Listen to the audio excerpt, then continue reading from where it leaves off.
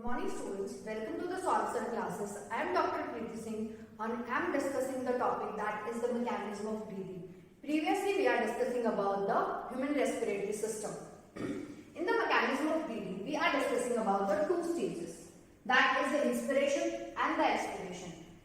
Then what is inspiration and expiration? The inspiration meant elimination of the O2.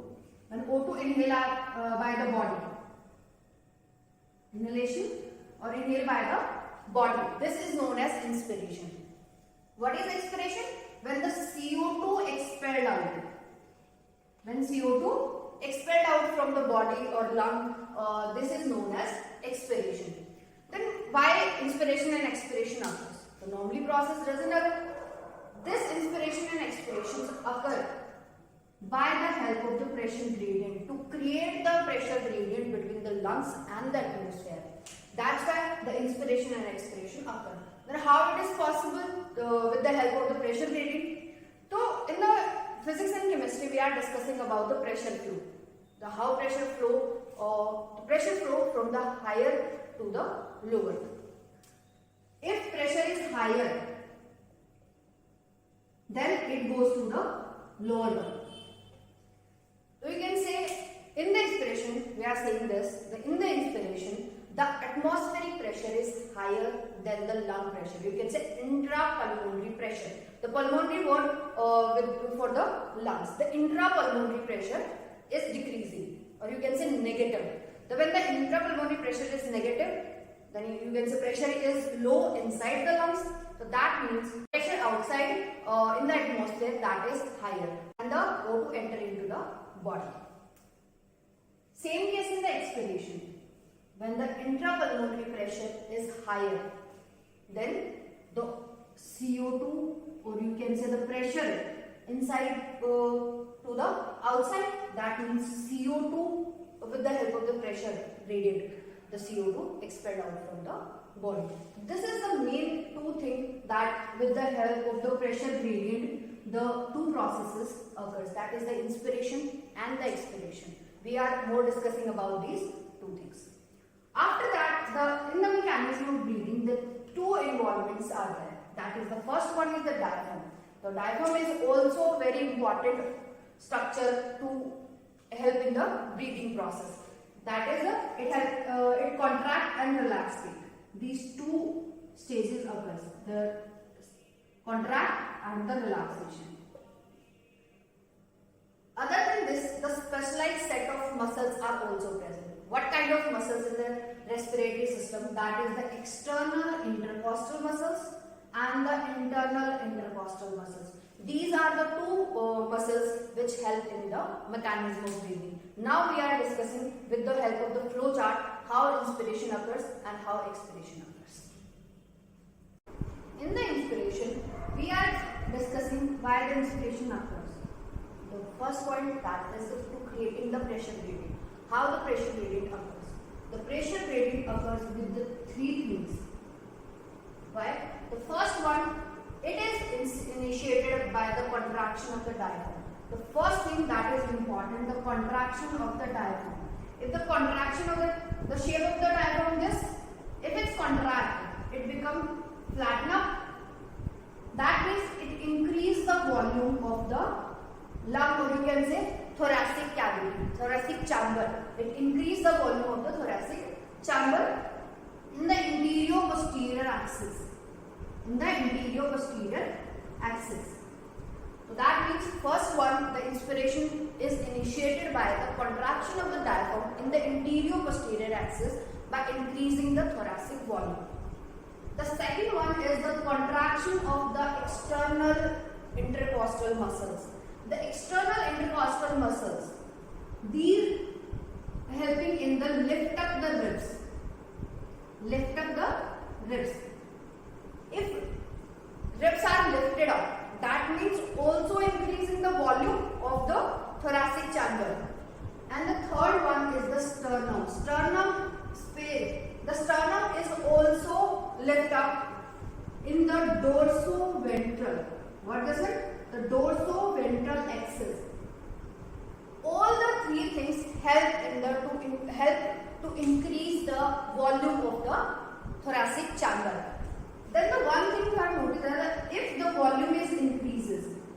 the volume is increases, that means pressure is decreases.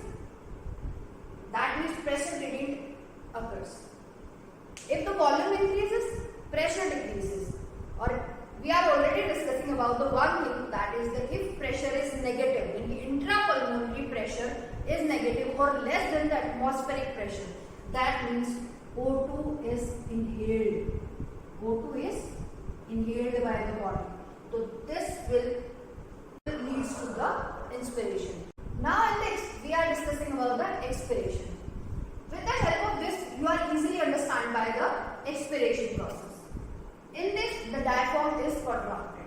If the diaphragm contracted, in the expiration, diaphragm in the relaxed state, or you can say the normal position. It goes to the normal position. That second, the external intercostal muscles also relax, and the sternum also goes to their normal position. Normal position. That means three things also in. Now these three things are in the reverse process. That means they decrease the volume. If volume is decreases, that means pressure increases. Then in the expiration, the pressure is slightly increased to the atmospheric pressure. If the pressure is increased inside the lung, that means CO2 is expelled out. CO2 is expelled out. So that's why the expiration, this process leads to the expiration. This is all about the expiration and the inspiration. On an average, the healthy person can breathe, or you can say healthy person breathing, that is the breathing rate, that is the 12 to 16 breath per minute. This is the normal healthy person breathing.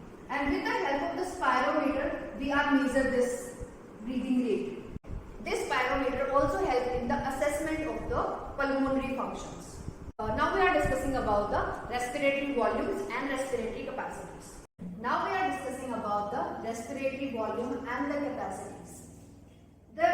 We are discussing about the main four volumes. That is the main respiratory volumes: the tidal volume, the inspiratory reserve volume, that is IRV, then expiratory reserve volume, ERV, and the residual volume. These are the four volumes, and with the help of these four volumes, we are knowing about this capacities. We are explaining these capacities. The first one is the tidal volume. What is tidal volume? Tidal volume is the, in healthy person, the inspired and the expired air during the normal breathing. This is the important. The expiration and the inspiration during the normal breathing. This is known as tidal volume. The tidal volume, the volume is 500 ml, or in this 150 ml is dead space. So that means 350 is the main tidal volume, but the total tidal volume is 500. The answer must go on with the 500.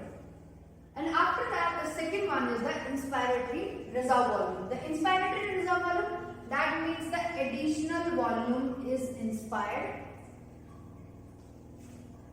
during the inspiration by the forceful expiration.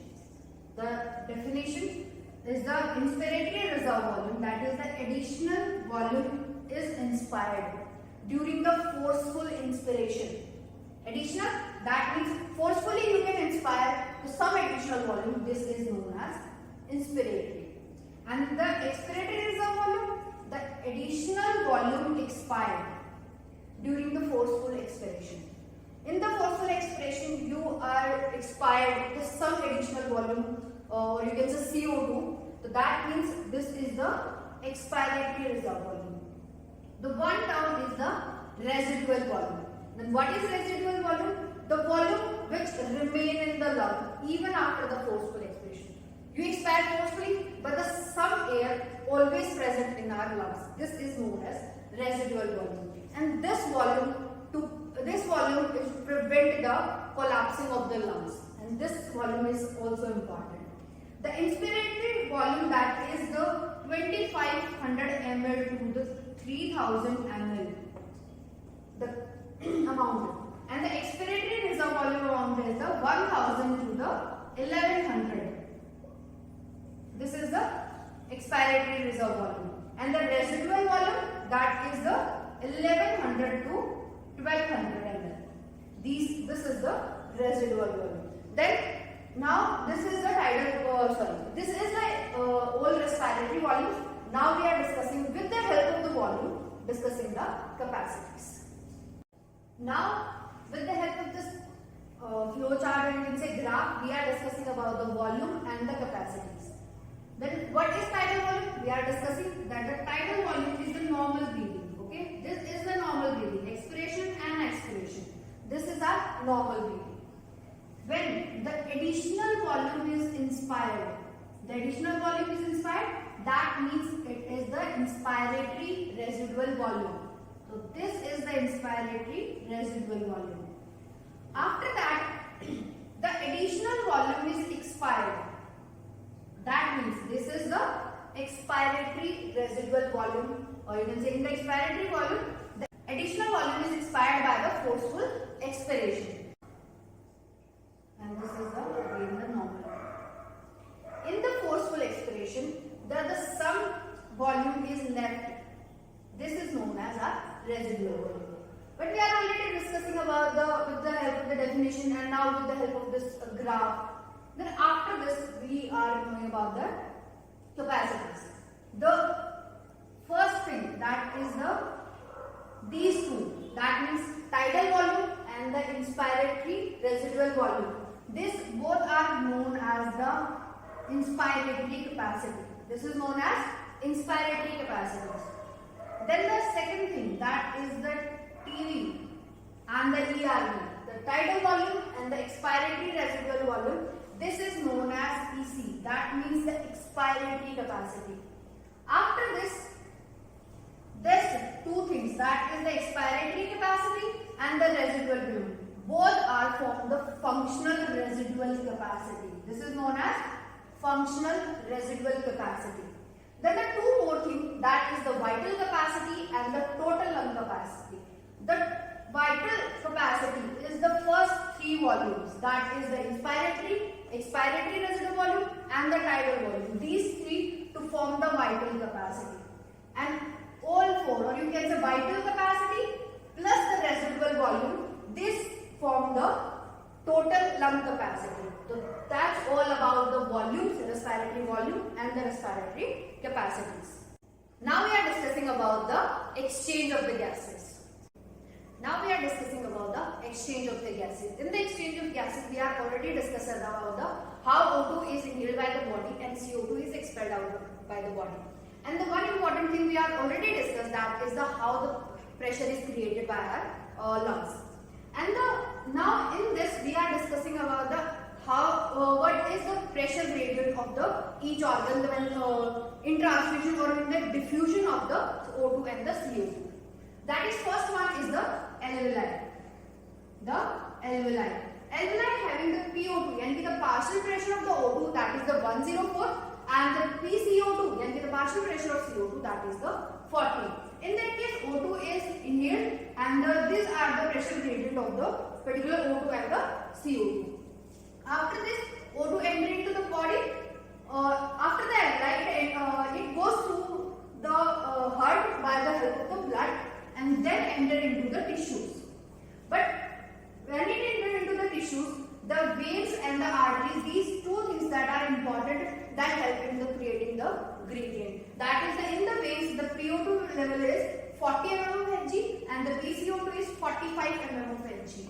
Or in the opposite, the artery that having this is the bigger in size, that's why it creates the more pressure gradient. That is the PO2, that is the 95, and the PCO2, that is the 40. After that, help in the O2 and CO2 diffusion. Now with the help of this table, we are discussing more about the pressure gradients. And normally we are having the O2 and CO2, the atmospheric pressure, that is the 159 and the 0.3. This is the main atmospheric pressure. You can say atmospheric pressure of the O2 and CO2. After that, it inhaled by the body. After that, it entered into the alveoli. In the alveoli, the pressure is 104 and the 40. These are the main two pressure gradient when the O2 is inhaled by the body and it directly enter into the alveoli. Now after that, when O2 enter into the blood, there are the two gradient, that is the deoxygenated pressure gradient and the oxygenated pressure gradient. In the deoxygenated pressure gradient, that is the 40 of this deoxygenated pressure gradient of O2 and the CO2 is 45. Now after this, the oxygenated, that is the 95 and the 40. And in the tissues, there are some variation also there, that is the 40 and the 45.